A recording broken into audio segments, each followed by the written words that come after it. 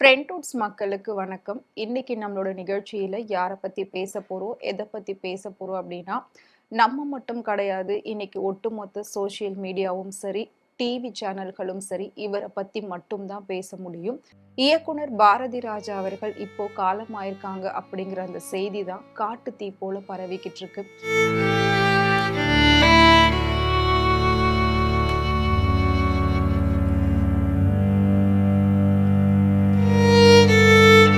கிட்டத்தட்ட பாத்தீங்கன்னா இயக்குனர்களின் இமயம் அப்படின்னு ஒரு பேர் வாங்கினவர் தான் பாரதி ராஜா.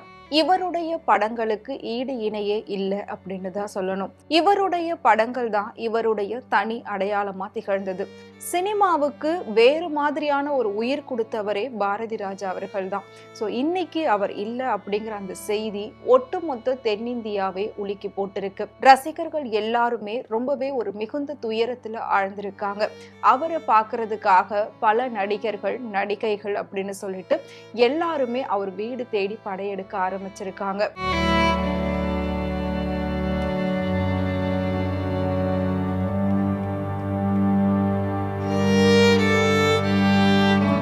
ஆயிரத்தி 1941 தேனி மாவட்டத்துல பிறந்த பாரதி ராஜா அவர்கள் ஆரம்பத்துல அலுவலக ஊழியரா பணியாற்றியிருக்காரு. அதுக்கப்புறம் நாடகத்துல மிகுந்த ஆர்வமும் ஈடுபாடும் இருந்திருக்கு.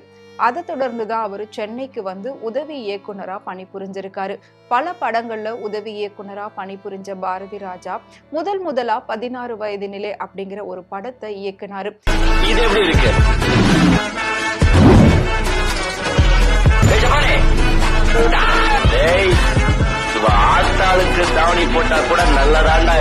முதல் படத்திலேயே அவருக்கு மிகப்பெரிய ஒரு வெற்றி கிடைச்சது. சிறந்த இயக்குனர் அப்படிங்கிற ஒரு பேரும் கிடைச்சது.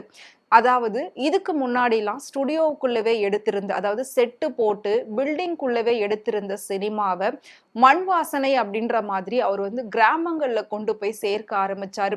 ஒரு ஹீரோயின்னா இப்படி வெள்ளையா இருக்கணும், அழகா இருக்கணும் அப்படின்றத மாத்தி ஒரு சப்பானியா ஹீரோவை அறிமுகப்படுத்தினாரு.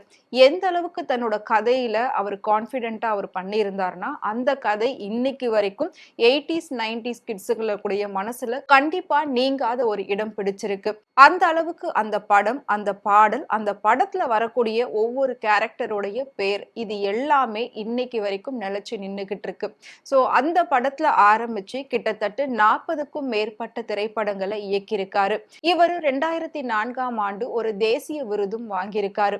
கிட்டத்தட்ட அம்பிகா, ராதா, ரேவதி, ரேகா, பிரியாமணி அப்படின்னு சொல்லி பல நடிகைகளை தமிழ் சினிமாவுக்கு அறிமுகப்படுத்தினாரு. கிட்டத்தட்ட பாத்தீங்கன்னா கிராமத்தை இவ்வளோ அழகா காட்ட முடியும் அப்படின்னா அது இவருடைய இயக்கத்தால மட்டும்தான் முடியும். கிராமங்கள் நம்மளோட கண்ணுக்கு இன்னைக்கும் அழகா தெரியுது அப்படின்னா இவரோட படங்கள் மூலமாவும் இவருடைய பாடல்கள் மூலமாவதும் நமக்கு தெரியும்.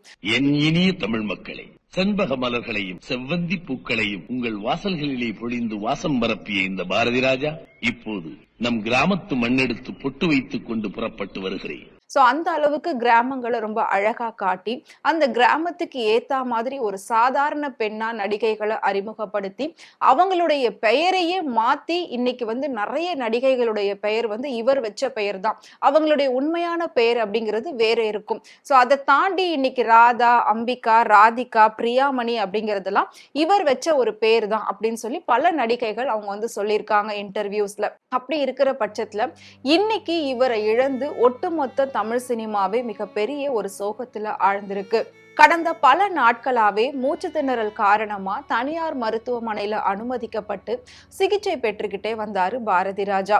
அதுக்கு முன்னாடி அவரோட உடல்நிலையானது எப்போ ரொம்பவே மோசமடைஞ்சது அப்படின்னு பார்த்தோம்னா, அவருடைய மகன் மனோஜ் பாரதி ராஜா 2025 திடீர்னு மாரடைப்பால இறந்து போனாரு. அதுல இருந்தே அவர் ரொம்பவே வந்துட்டு உடல் நலம் குன்றிதான் காணப்பட்டாரு. ஒரே ஒரு மகனை இழந்து தவிக்கக்கூடிய ஒரு தந்தையா அவர் இருந்துட்டு இருந்தாரு.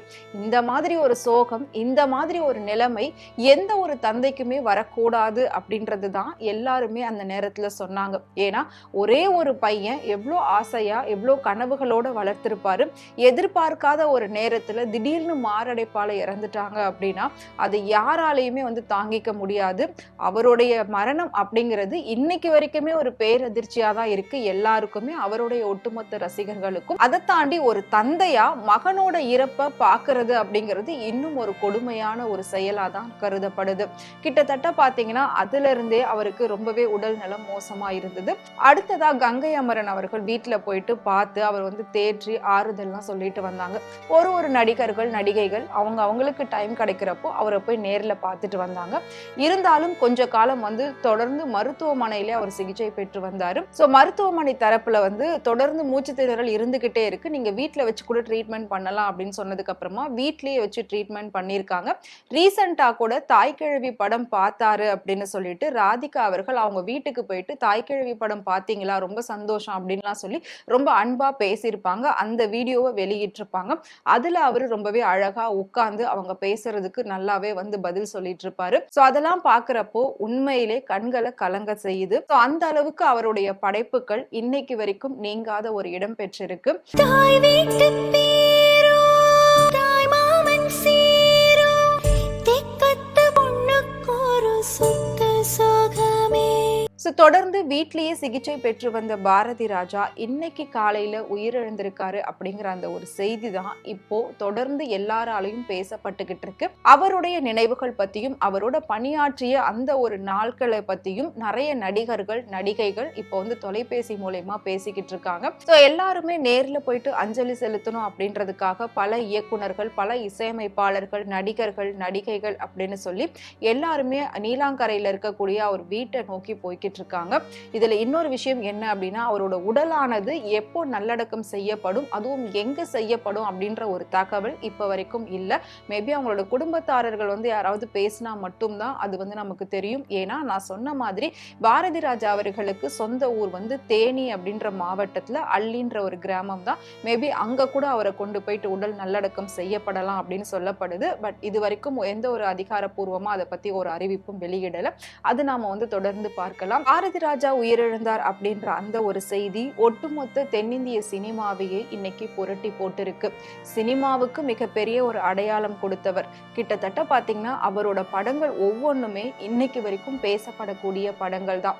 முதல் மரியாதையா இருக்கட்டும் 16 வயது நிலாவா இருக்கட்டும் கிழக்கு சீமையிலே இந்த மாதிரி பல படங்களை அவர் இயக்கியிருக்காரு. அவரால இன்னைக்கு நிறைய நடிகர்கள் நடிகைகள் இயக்குனர்கள் அப்படின்னு சொல்லி நல்லபடியா வாழ்ந்துட்டு வராங்க. அந்த ஒரு நன்றி கடனுக்காக தான் எல்லாருமே எப்பவுமே அவர் அப்படின்னாலே ஒரு அதீத அன்பு கொண்டு பேசுவாங்க. அவருக்காக எல்லாமே செய்வோம் அவருக்காக எங்க வேணாலும் வரும் அப்படின்லாம் வந்து சொல்லிட்டு அவருக்காக பல பேர் வந்து நின்று இருக்காங்க. அவர் பல விருதுகளையும் வாங்கியிருக்காரு. ஆனா உயரிய விருதுன்னு சொல்லக்கூடிய பத்மஸ்ரீ விருது 2004ஆம் ஆண்டு வாங்கியிருக்காரு. பாரதி ராஜா உயிரிழந்தார் அப்படிங்கிற அந்த ஒரு செய்தியை கேட்டு முதலமைச்சர் விஜயா இருக்கட்டும் மு.க. ஸ்டாலினா இருக்கட்டும் பிரதமர் மோடி ஆகட்டும் எல்லாருமே வந்து அவருக்கு இரங்கலை தெரிவிச்சுக்கிட்டு வராங்க. இவர் தமிழ் சினிமாவுக்கே மிகப்பெரிய ஒரு அடையாளமா திகழ்ந்தவர். அதனாலதான் இவரை இயக்குனர்களின் சிகரம் அப்படின்னு வந்து சொல்லுவாங்க. இன்னைக்கு அந்த சிகரமே சரிஞ்சிடுச்சு அப்படின்றத கண்டிப்பா நம்ம யாராலையும் ஏத்துக்க முடியல. அவருடைய உறவினர்கள் அவருடைய ரசிகர்கள் எல்லாருக்குமே ஃப்ரெண்ட்வுட் சார்பாகவும் அவரோட ஆன்மா சாந்தி அடையணும் அப்படின்னு பிரார்த்திக்கிறோம்.